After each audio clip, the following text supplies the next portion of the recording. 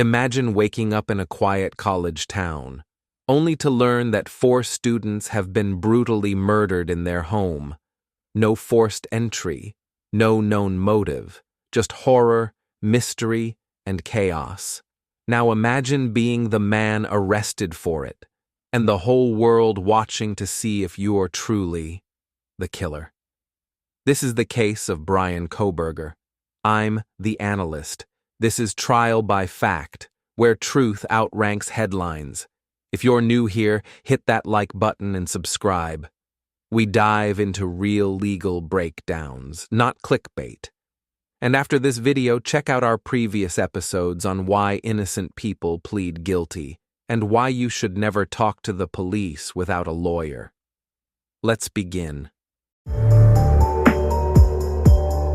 November 13th, 2022. 4 University of Idaho students, Kaylee Goncalves, Madison Mogan, Zana Kernodle, and Ethan Chapin, were stabbed to death in their off-campus home in Moscow, Idaho. It was a gruesome, calculated attack. The killer used a fixed-blade knife.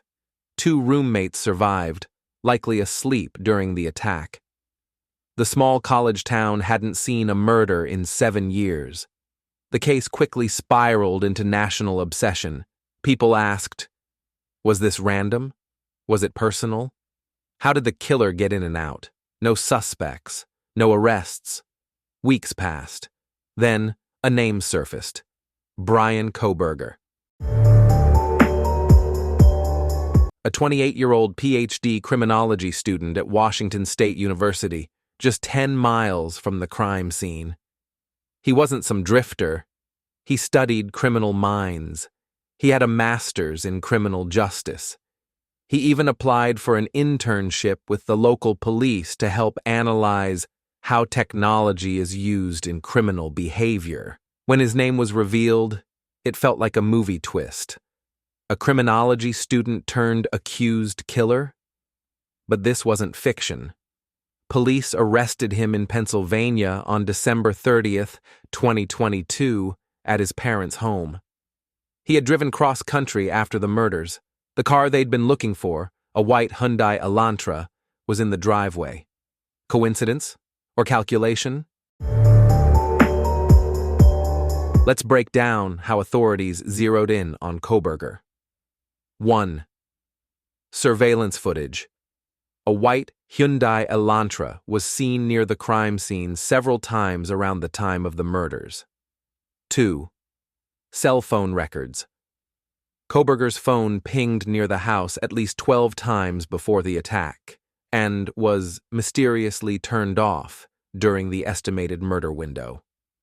3. DNA evidence. A knife sheath left at the scene had DNA on the snap. This DNA matched a sample taken from Kohberger's family trash in Pennsylvania. 4. Behavior. After the murders, Kohberger changed his license plates. He also reportedly asked his father while driving cross-country if he was being followed. These clues stacked up fast. But was it enough? Let's go deeper. Bryan Kohberger was charged with 4 counts of first-degree murder and 1 count of felony burglary. He pleaded not guilty. His defense argues that the evidence is circumstantial. There's no murder weapon, no video of the crime. And the DNA? It's a partial match, not a direct one. Here's where it gets more complex. His attorneys claim he was out driving alone the night of the murders.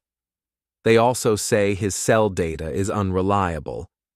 And they're fighting to suppress certain evidence, arguing it was obtained improperly. This case isn't just about guilt. It's about whether the evidence can prove guilt beyond a reasonable doubt.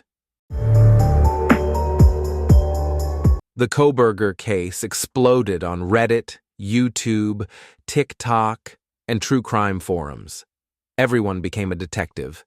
People analyzed Kohberger's body language, his past Reddit posts, his criminology background. Some even theorized that he studied the case to commit the perfect crime. Others painted him as awkward, socially isolated, and obsessed with control. But here's the legal reality. None of that matters unless it proves something in court. Public opinion is not admissible evidence. Prosecutors are seeking the death penalty.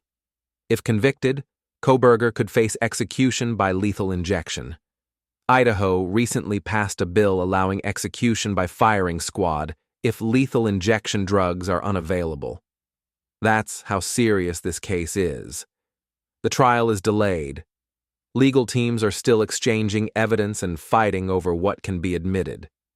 Jury selection will be intense. It's hard to find someone who hasn't heard of the case. And while he sits in jail, the world waits. So what happens now?